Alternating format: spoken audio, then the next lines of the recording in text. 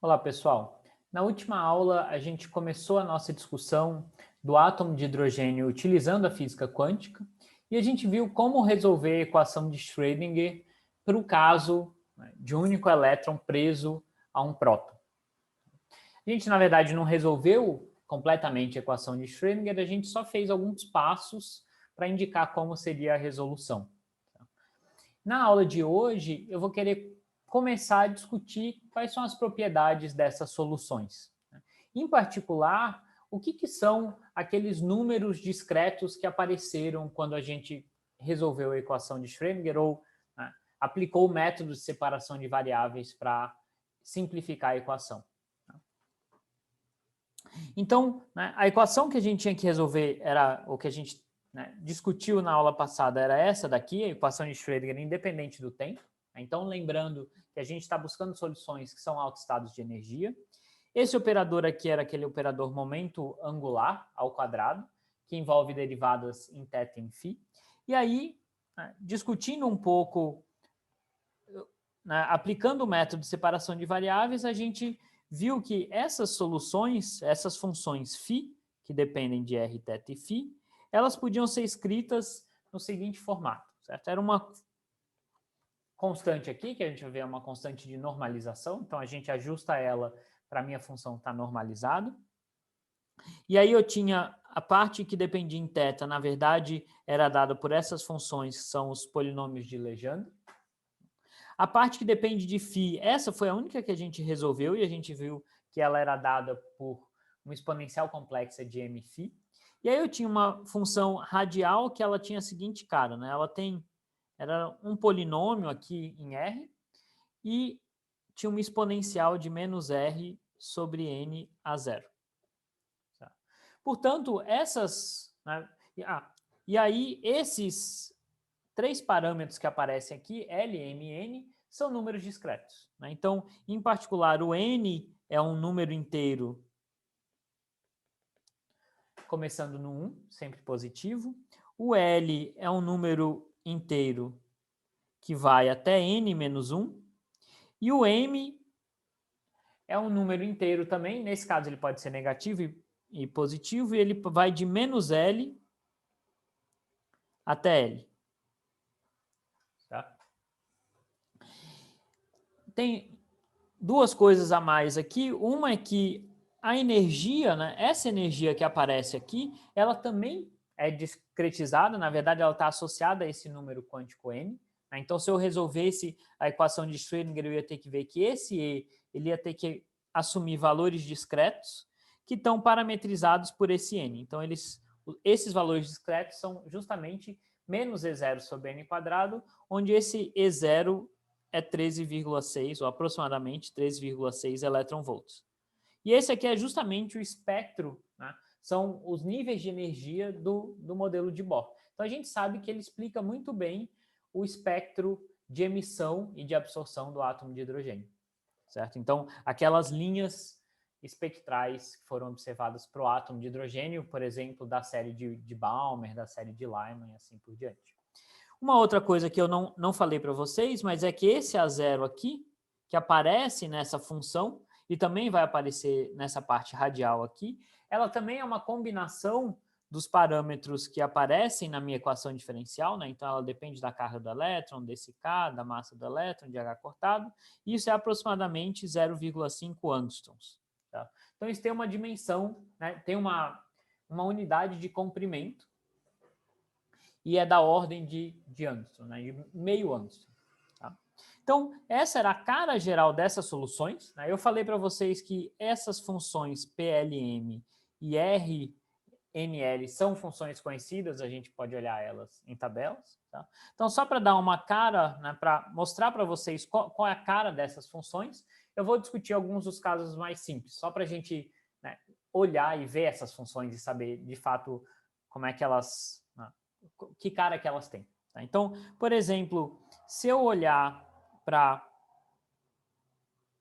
essa função, a função que teria menor energia, certo? Então, com n igual a 1, né, o menor valor possível de n, L igual a 0 e m igual a 0, as funções seriam essas aqui. Essa função RTil seria somente a unidade.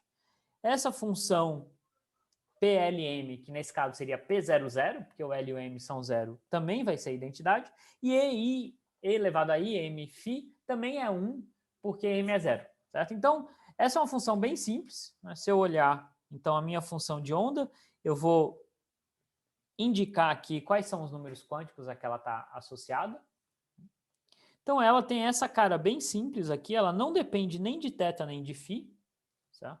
Ela vai ter uma constante de normalização, que eu vou falar para vocês aqui, a gente poderia calcular, mas eu vou falar, aquele parâmetro A0 elevado a menos 3,5 sobre raiz de π, e aí só sobra aquele R exponencial de menos R dividido por N a 0, N nesse caso é 1, então dá menos R sobre A 0.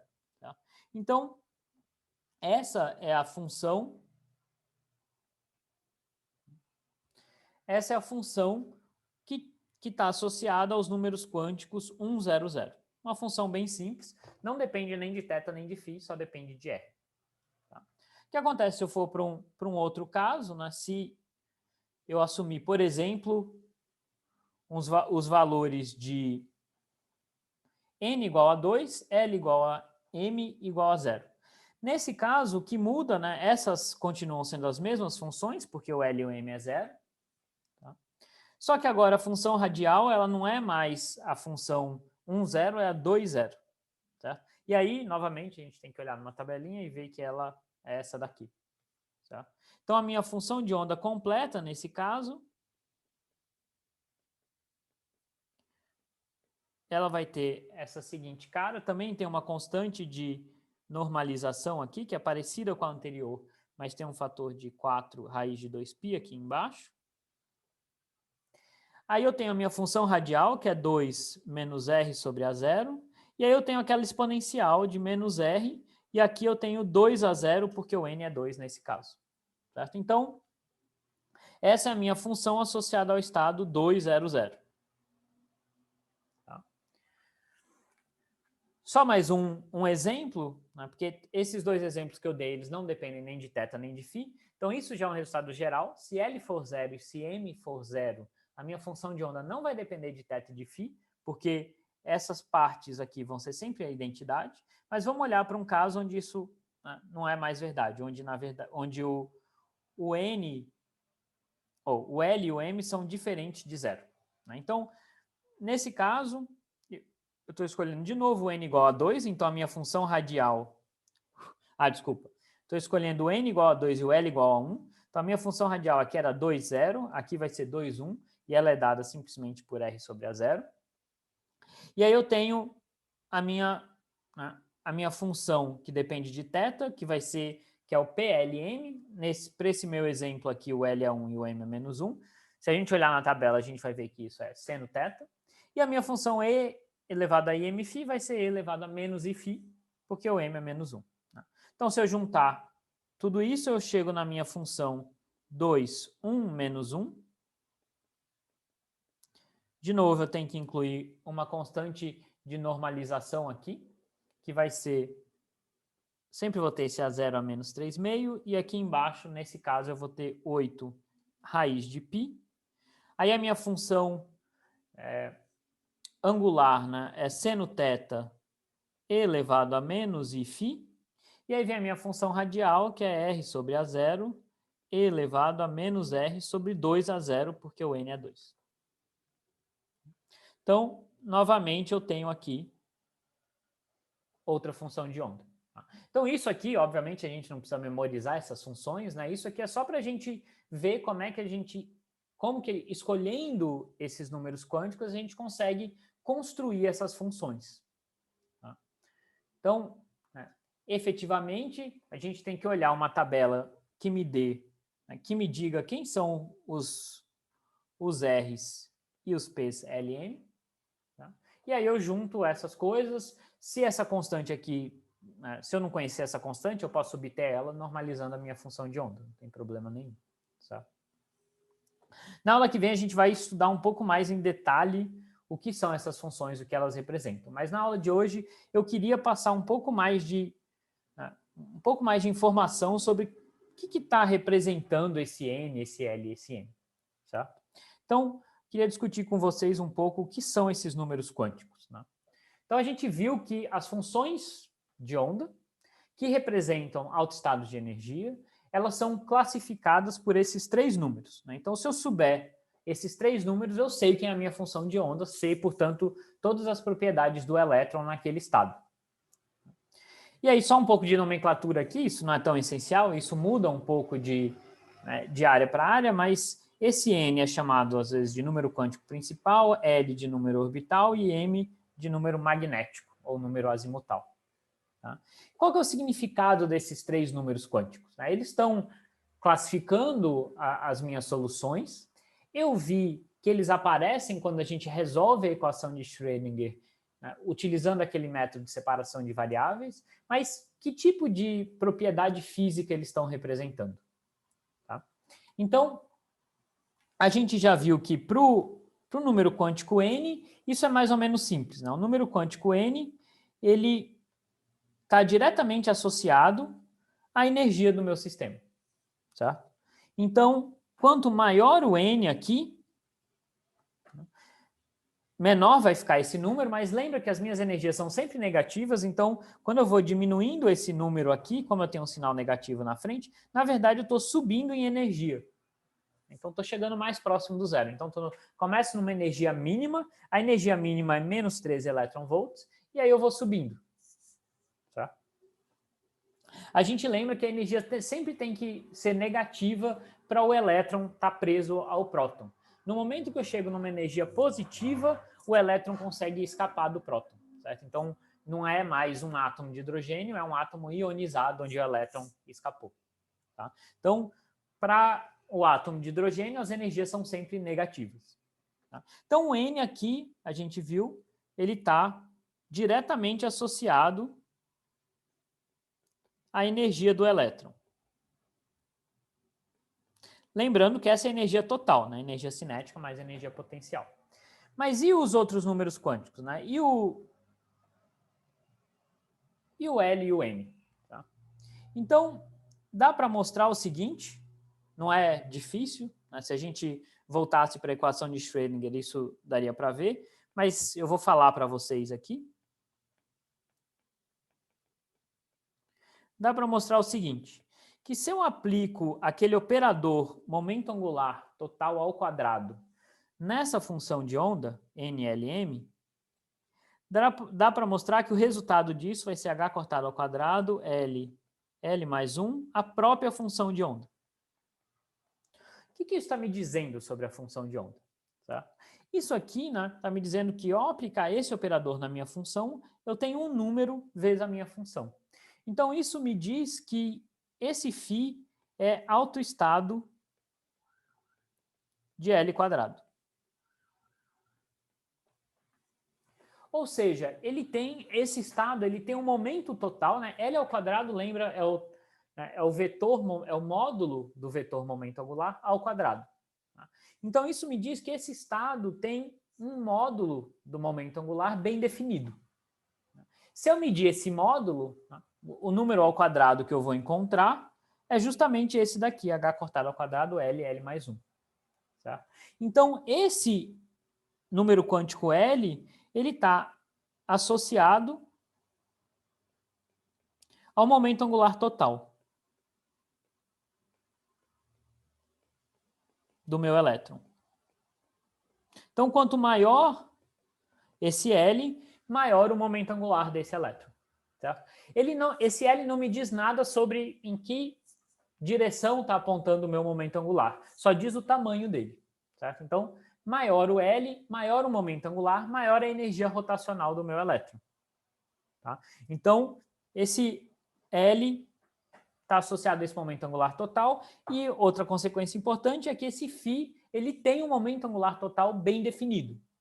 Né? Porque ele é um autoestado de L ao quadrado.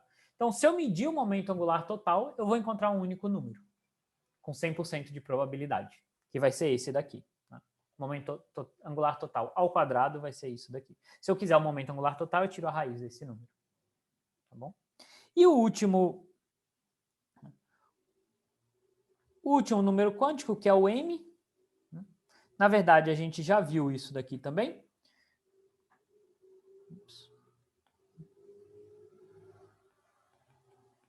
Então,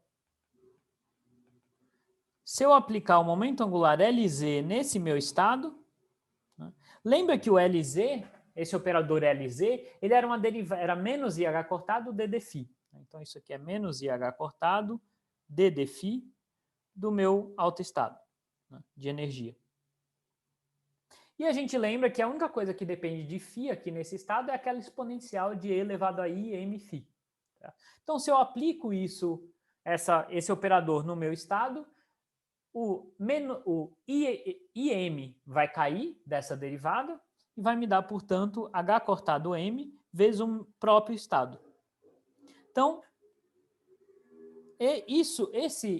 essa função de onda φ também é autoestado de Lz.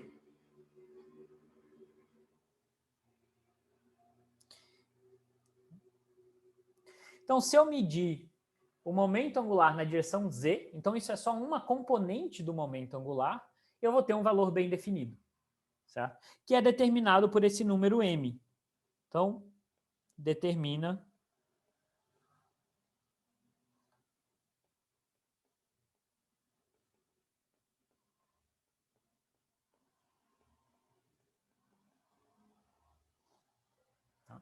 Então, esse M está me dizendo quanto que vale esse LZ. Se eu medir, eu vou encontrar com 100% de probabilidade esse valor.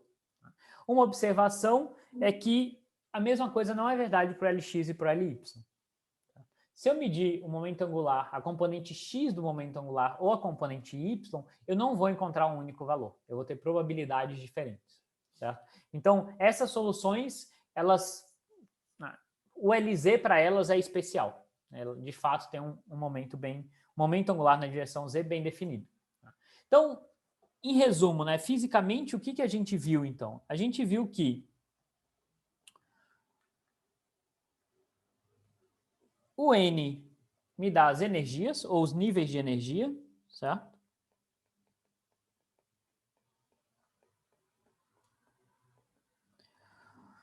O L me dá o momento angular total, certo?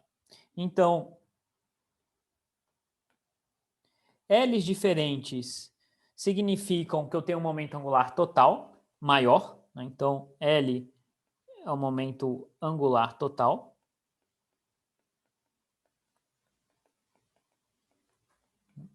Então, esse é um exemplo. Obviamente, a gente tem que tomar muito cuidado. Quando eu desenho essas órbitas aqui, a gente sabe que os elétrons não são mais partículas que estão fazendo órbitas, né? Eles são descritos por essa função de onda e eles têm probabilidade de serem encontrados em diferentes pontos do espaço. Tá? Mas só uma maneira mnemônica, né, da gente entender um pouco o que esses números quânticos representam. Né? Quanto maior esse L, maior o momento angular total. Né? Então, para um L igual a 2, por exemplo, eu teria um momento angular total maior do que para um L igual a 1. Tá? Então, me diz, né, quanto que vale esse momento angular para o elétron. E, finalmente, né, o número quântico M, esse talvez seja o mais curioso, é que ele me diz quanto que vale o Lz, né, o momento angular na direção z. Então, imagina que o meu L está fixo, ou seja, o momento angular total está fixo. O que significa diferentes m's, então, para um L fixo? Né?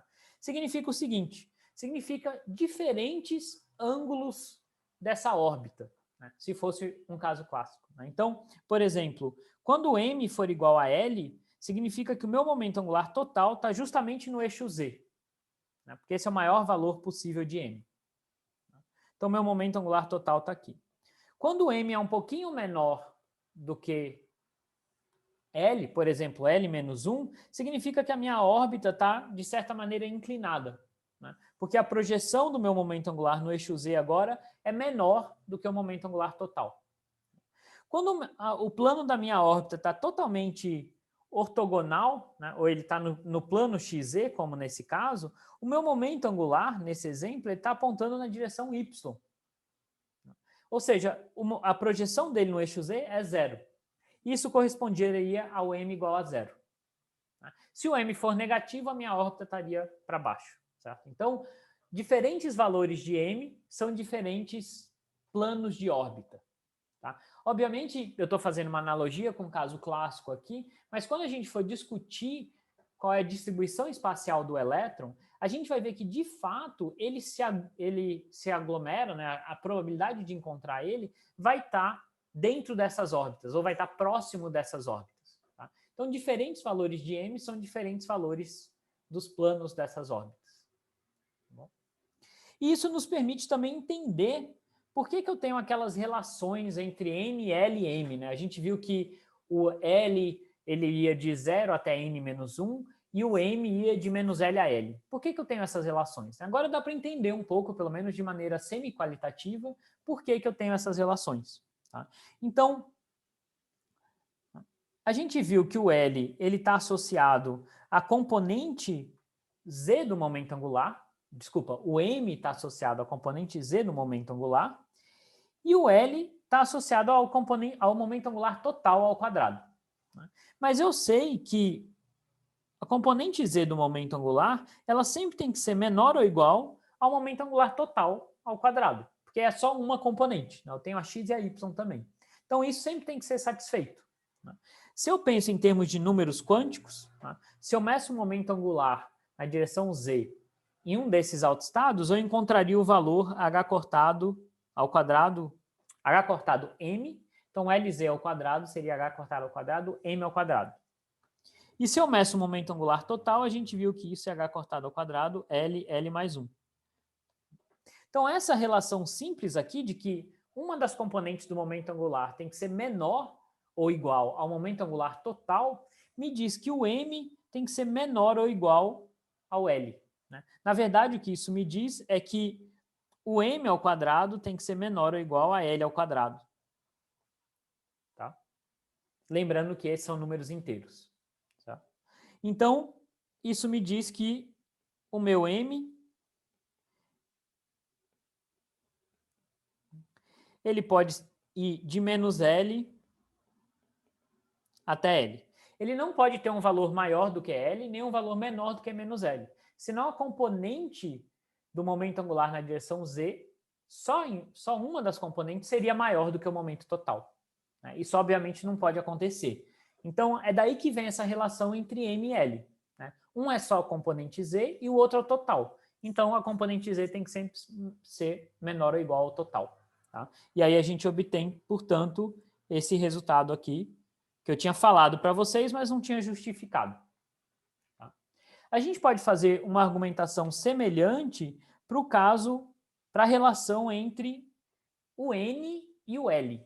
Né? Então, essa não é tão simples de fazer, mas a gente consegue demonstrar ela também. Né? Então, qual que é a ideia? Né? A gente não precisa, não quero demonstrar matematicamente para vocês, mas a ideia é a seguinte. Né? O L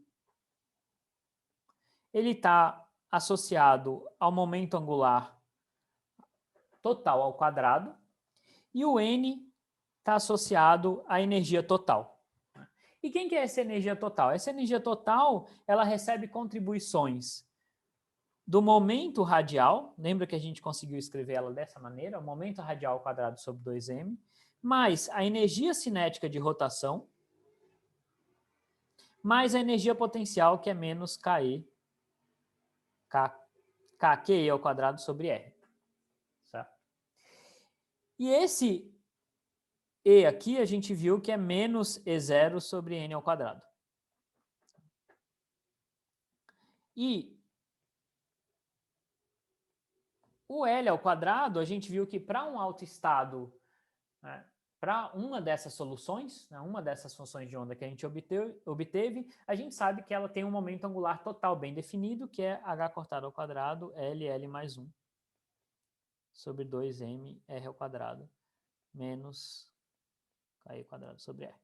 Então a gente tem uma certa relação entre esses parâmetros. Né? Isso não é exato, porque eu tenho um operador momento aqui, que eu teria que aplicar na minha função, mas essa parte da minha energia, ela é sempre positiva. porque é uma energia cinética. Tá? Então, isso é sempre positivo. Então, isso me dá a seguinte relação. Tá?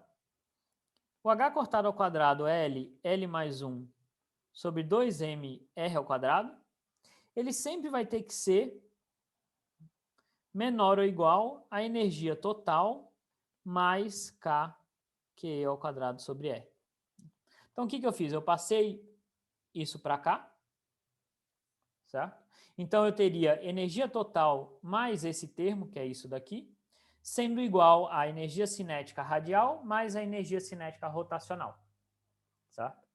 Então, essas duas coisas são iguais, mas isso aqui é sempre positivo, né? Então, esse lado direito aqui, ele sempre vai ter que ser maior ou igual a só esse termo, porque ele sempre tem também a energia cinética radial aqui, que é sempre positiva, poderia ser zero também, tá? Mas o que eu estou tentando, a ideia que eu estou tentando passar para vocês é a seguinte, né? Talvez matematicamente ela fique confusa, mas a ideia é a seguinte: o meu elétron tem uma energia total, que é dada pela energia cinética radial, mais rotacional, mais potencial.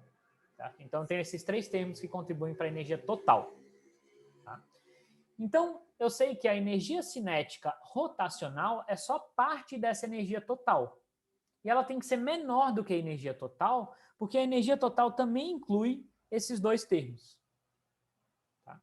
Então, esse número quântico L, ele sempre tem que ser menor ou igual, ele vai ter um limite superior, porque se ele for muito grande para uma energia fixa, uma energia total fixa, o que aconteça? Se eu vou aumentando esse L, vai chegar um ponto que a minha energia, só a energia rotacional, que está definida, né, que está definida em termos desse L, ela vai ser maior do que a energia total. Isso não pode acontecer. Certo? Então, isso aqui dá para mostrar, não estou mostrando para vocês exatamente, mas isso me dá também uma relação entre o L e o M, porque é o M que está definindo a energia cinética total. Ou, desculpa, a energia total do meu elétron. Tá?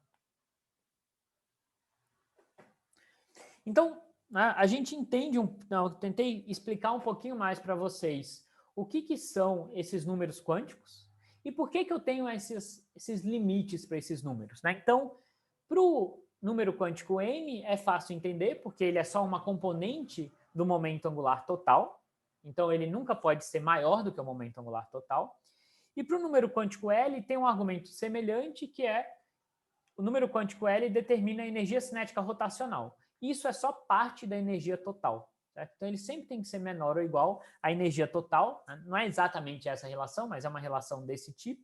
E isso diz, então, que o meu L sempre tem que ser menor ou igual a n-1. Tá? Mas a ideia qualitativa por trás é que a energia cinética é só parte da energia total. Então, esse número aqui não pode ser maior que n-1. Tá bom? Só para concluir, né, eu tenho também um resultado importante dessas soluções é que elas são degeneradas. O que é degenerado? Uma solução degenerada é quando, para uma certa energia, eu tenho várias funções de ondas possíveis. Isso a gente viu que acontece. Né? No caso de n igual a 1, na verdade, nesse caso, eu só tenho um único valor de L e, portanto, um único valor de M. Se o L é zero, o M só pode ser zero, ou seja, se eu não tenho um momento angular total, eu também não tenho um momento LZ, certo? E aqui eu tenho um único estado possível. E a gente diz, então, que eu tenho um nível de energia, um estado, esse nível não é degenerado. Mas para o N igual a 2, eu tenho agora duas possibilidades. Eu tenho ou o L é zero, e aí o M tem que ser zero, não tem jeito. Ou o L é 1, porque lembra que o L ele sempre é menor do que n-1. Então, se n é 2, o L pode ser 0 ou 1. Se o L é 1, eu tenho três possibilidades para o M. Né? O M pode ser menos 1, 0 ou 1. E nesse caso aqui, então, se a gente contar, eu tenho 1, 2, 3, 4, 5 estados possíveis. Não, desculpa, eu contei errado, né? Um estado aqui e aqui eu tenho mais 3. Então, eu tenho 4 estados possíveis. Se eu faço, só vou fazer isso mais uma vez, certo? Se eu faço isso para o n igual a 3, eu vou ter 3 opções para o L, ou o L é 0 e o M é 0, ou o L é 1, e aí o M tem que ser menos 1, 0 ou 1, ou o L é 2, e aí o meu M tem que ser menos 2, menos 1, 0, 1, 2. Tá? Então aqui eu tenho uma possibilidade, aqui eu tenho 3 possibilidades, aqui eu tenho 5 possibilidades. Certo? Então eu vou ter 5 mais 3 mais 1, 9 estados possíveis, todos eles têm a mesma energia. O que isso está correspondendo? Né? Todos eles têm a mesma energia, mas a gente entende agora o que são esses diferentes L's e M's. Né? Eles são diferentes momentos angulares totais, isso aqui é dado pelo L, e para cada valor de L, eu tenho diferentes planos de órbitas possíveis, que são discretizados, que são dados por esses valores de M. Certo? Isso aqui, quando a gente tem vários estados para um mesmo nível de energia, a gente diz que esse nível de energia é degenerado. E a degenerescência é quantos estados aparecem para esse nível, ou tem esse nível de energia. Então, nesse caso aqui, ele não é degenerado, o n igual a 1. O n igual a 2, ele tem uma degenerescência igual a 4. Eu tenho 4 estados com essa energia. Para o n igual a 3, eu tenho 9 estados, e assim por diante. Dá para mostrar que para um n qualquer,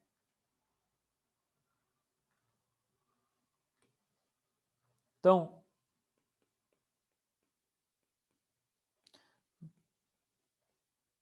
a degenerescência desse estado vai ser n quadrado. A gente vê que funciona aqui, né? Aqui eu tenho n ao quadrado é 1, n ao quadrado é 4, n ao quadrado é 9. Né? Para o nível geral, eu tenho n ao quadrado. Tá? Então, eu vou ter n ao quadrado estados com essa energia. Tá? Então, diferente do oscilador harmônico, do posto de potencial infinito, que eu só tinha uma possibilidade para cada energia, aqui eu tenho vários estados possíveis para cada energia. O que não é difícil de entender, né? Porque agora eu estou em 3 dimensões, então, por exemplo, eu tenho planos de órbitas diferentes para a mesma energia. Tá bom? Então, isso foi para passar para vocês um pouco mais da ideia do que significam esses números quânticos. Né? Eu sei que muitos de vocês já viram esses números antes, mas eles eram só números. Agora eu quis dar um pouco mais do que eles representam fisicamente. Tá? Na próxima aula, a gente vai, daí, de fato, discutir as funções de onda e aí, de fato, olhar onde esses elétrons estão distribuídos nesses estados. Né? A gente vai ver que, de fato, eles estão, em certos estados, eles estão meio que arrumados em planos diferentes, para diferentes valores de M, certo? E de L. E eles também vão estar meio que... vai ter uma alta probabilidade de encontrar eles a diferentes distâncias do próton, dependendo do nível de energia. Então, aquela ideia de camadas, de quanto maior a energia, mais distante o elétron está do próton, a gente vai ver que isso sai diretamente dessas funções de onda. Tá? Então, na próxima aula, a gente vai, de fato, daí, estudar em detalhe essas funções de ondas e algumas propriedades delas. Tá bom? Então, por essa aula era isso. Tchau, tchau.